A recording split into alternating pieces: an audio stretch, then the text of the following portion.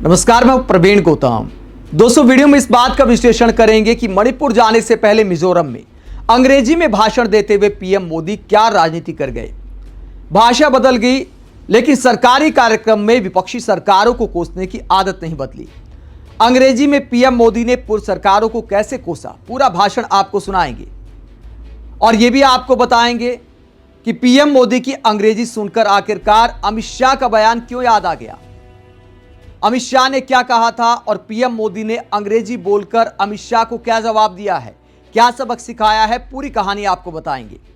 पहले बात करते हैं कि पीएम मोदी ने मिजोरम में क्या राजनीति की। उससे पहले पॉजिटिव बात कर लेते हैं कि पीएम मोदी ने वहां पर किया क्या।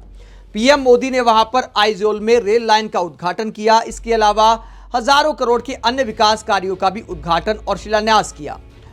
क्या क्या विकास कार्य पीएम मोदी ने किए हैं मिजोरम में। पीएम मोदी ने मिजोरम के आइजोल में कई बड़ी विकास परियोजनाओं का शिलान्यास और उद्घाटन किया, जिनकी कुल लागत 9,000 करोड़ रुपए से अधिक है। पीएम मोदी ने मिजोरम को पहली बार भारतीय रेलवे नेटवर्क से जोड़ने वाली नई बैराबी सेरांग रेल लाइन का उद्घाटन किया। अब आइजोल रेलवे मैप पर शामिल हो गया है।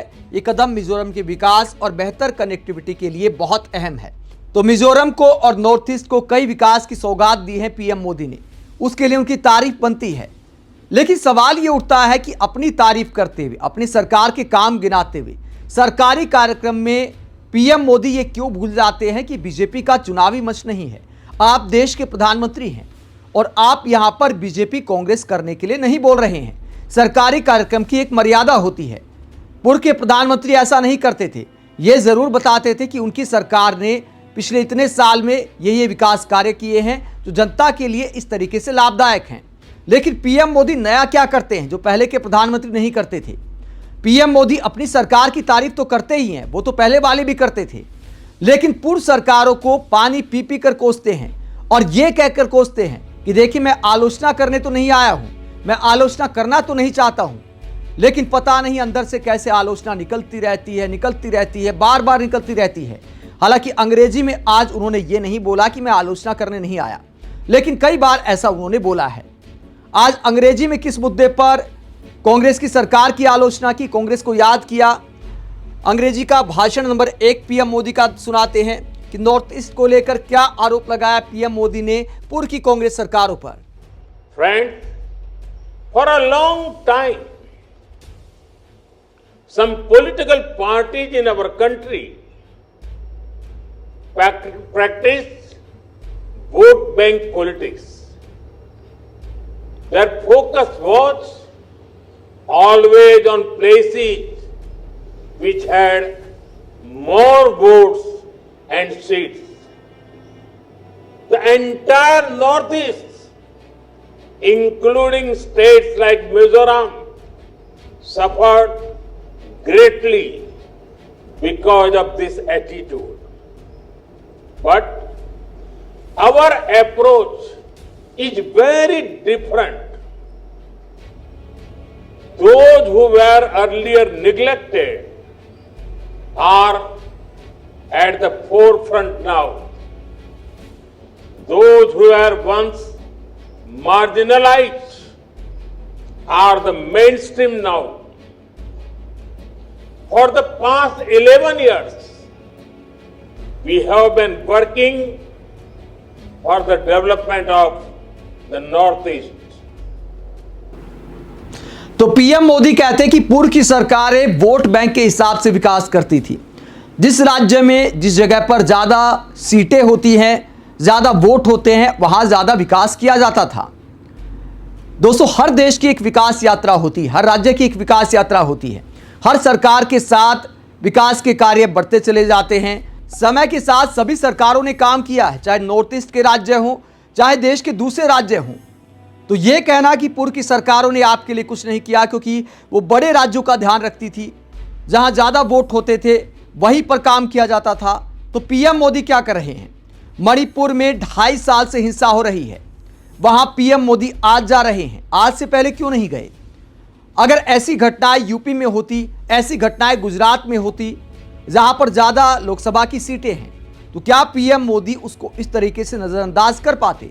यूपी में कितनी बार गए हैं, गुजरात में कितनी बार गए हैं, बिहार में कितनी बार गए हैं, तो मणिपुर और मिजोरम कितनी बार गए हैं? अगर आप वोट बैंक के हिसाब से नहीं सोचते तो अब तक तो आपको मणिपुर कई बार चले जाना चाहिए था, मिजोरम चले जाना चाहिए था।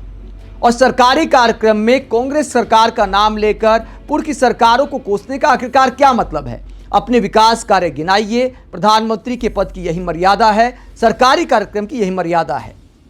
लेकिन पीएम मोदी बात बात पर पूर्व सरकारों को कोसने लगते हैं। अब एक और नया एंगल मिल गया है। मोदी सरकार ने ही बहुत सारी चीजों पर हद से ज्यादा जीएसटी लगाई थी, अब खुद हटा दी तो मास्टर स्ट्रोक भी हो गया।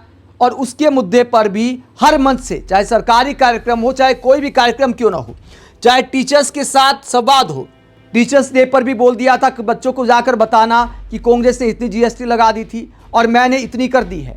मतलब हमारे देश के अध्यापक क्या स्कूलों में जाकर बीजेपी कांग्रेस करेंगे? टीचर्स को यह सलाह दी थी पीएम मोदी ने। उस समय की जो सरकार थी, मैं किसी सरकार की आलोचना करने के लिए नहीं यहाँ आया, लेकिन एक आप टीचर हैं तो कंपैरिजन आप बड़े आराम से कर सकते हो और बच्चों को बता भी सकते हो। आज एक बार फिर जीएसटी को लेकर कांग्रेस सरकार को कोसने का काम किया और क्या कहा, जरा सुनिए। Recently, next generation GST reforms have been announced. This means lower taxes on many products, making life easier for families. Before 2014, even daily essential like toothpaste, soap and oil were taxed at 27%. Today, only 5% GST is applicable. During Congress rule, medicines, test kits and insurance policies were heavily taxed. That is why healthcare was expensive and insurance was out of reach for ordinary families. But today, all these have become affordable. The new GST rates will also make medicines for serious diseases like cancer more inexpensive. After September 22nd, दोस्तों, PM Modi की इन बातों में आधी हकीकत और आधा फसाना है। हम ये नहीं कहते कि मोदी सरकार आने के बाद बिल्कुल कुछ सस्ता नहीं हुआ है। 2014 की तुलना में कई चीजों पर टैक्स कम हुआ है, लेकिन इतना भी नहीं हुआ है कि पीएम मोदी पूर्व सरकारों को कोसने लगे। अगर आप ऐसे तुलना करने लगे तो जो जीवन की सबसे अनिवार्य चीजों में से एक है पेट्रोल डीजल, उस पर कितना टैक्स वसूला जाता था, कितनी एक्साइज ड्यूटी थी कांग्रेस सरकार में, और मोदी सरकार ने कहां पहुंचा दी थी? 3.5 रुपए के आसपास से डीजल पर मोदी सरकार ने उसे भी 32-33 रुपए पहुंचा दिया था एक वक्त में। हालांकि उसके बाद रूस से हमें कच्चा तेल सस्ता मिलने लगा तो अब काफी कम कर दी है, लेकिन कांग्रेस सरकार की तुलना में अब भी काफी ज्यादा है। पेट्रोल पर भी 10 रुपए से कम एक्साइज ड्यूटी थी कांग्रेस सरकार में, उसे भी 32-33 रुपए तक पहुंचा दिया था। पेट्रोल डीजल की कीमतों पर ही महंगाई सबसे ज्यादा डिपेंड करती है। गरीब से गरीब आदमी ने भी इसकी मार झेली है। जो स्कूटर से चलते हैं, जो बाइक से चलते हैं, बाइक पर अपना काम भी करते हैं, ऐसे लोगों को किस समय का सामना करना पड़ा है वो सबने देखा है। और आज पीएम मोदी कहते हैं कि भैया पूर्व सरकारों ने आपका जीना मुहाल कर दिया था और हमारी सरकार आने के बाद सब कुछ अफोर्डेबल हो गया है। देश के प्रधानमंत्री अपने काम गिनाए, इस बात में कोई बुराई नहीं है, काम बिल्कुल गिनाने चाहिए। अगर कुछ सस्ता किया है उसे बताना चाहिए, लेकिन बात बात पर पूर्व सरकारों को नहीं कोसना चाहिए। बीजेपी की रैली में कोसे तो समझ में आता है, लेकिन सरकारी कार्यक्रम को भी पीएम मोदी बीजेपी की रैली बना देते हैं। अब बात करते हैं कि अंग्रेजी में भाषण देकर पीएम मोदी ने गृह मंत्री अमित शाह को क्या सबक सिखाया है। अमित शाह ने एक बयान दिया था कुछ दिन पहले, क्या बोला था अंग्रेजी को लेकर, जरा वो सुनिए, उसके बाद बताएंगे कि पीएम मोदी का यह भाषण, अंग्रेजी बोलना पीएम मोदी का अमित शाह को क्या संदेश देता है। क्या कहा था अमित शाह ने, जरा सुनिए। इस देश में अंग्रेजी बोलने वालों को शर्म आएगी, ऐसा समाज का निर्माण अब दूर नहीं। तो पीएम मोदी के बाद दूसरे सबसे ताकतवर नेता अमित शाह ने कहा था कि ऐसा समय आएगा कि लोगों को अंग्रेजी बोलने में शर्म आएगी, लेकिन हमारे देश के प्रधानमंत्री बड़े गर्व के साथ अंग्रेजी बोल रहे हैं। भले अंग्रेजी पर पीएम मोदी की उतनी ज्यादा पकड़ नहीं है, हर किसी की नहीं होती है। हम जैसे लोग भी हिंदी के पत्रकार हैं, अंग्रेजी में पत्रकारिता नहीं कर सकते, लेकिन पीएम मोदी ने बड़ी गर्व के साथ अंग्रेजी में भाषण दिया, क्योंकि एक संदेश होता है, जैसा देश वैसा भेष। अगर सामने बैठी पब्लिक को अंग्रेजी समझने में ज्यादा आसानी है तो पीएम मोदी ने बहुत अच्छा किया कि अंग्रेजी में भाषण दिया। भले कुछ लोग उनकी अंग्रेजी को लेकर ट्रोल कर दें, लेकिन ट्रोल करने वालों की ज्यादा परवाह नहीं करनी चाहिए। जैसा पब्लिक को सहूलियत होती है उसी हिसाब से भाषण देना चाहिए। जैसा देश वैसा भेष, जैसा प्रदेश वैसा भेष। तो पीएम मोदी का यह अंग्रेजी का भाषण गृह मंत्री अमित शाह को भी संदेश देता है कि भाषा को मुद्दा नहीं बनाना चाहिए, किसी भाषा को नीचा नहीं दिखाना चाहिए। हर भाषा का अपना सम्मान है। कोई किसी भी भाषा में बात करे, मतलब यह है कि बात कैसी की जा रही है, लोगों के पते की बात है या नहीं, पब्लिक को इससे फायदा है या नहीं। बात मैसेज देने से, भाषा सिर्फ माध्यम होती है। भारत की संस्कृति यही है कि अनेकता में एकता।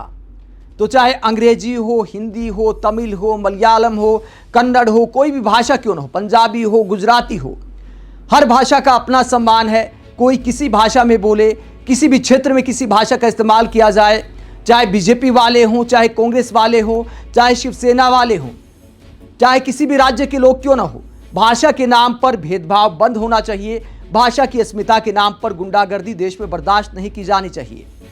आप इस पूरे मुद्दे को लेकर क्या सोचते हैं? कमेंट बॉक्स में अपनी राय जरूर दें। साथ ही चैनल को सब्सक्राइब भी करें। नमस्कार।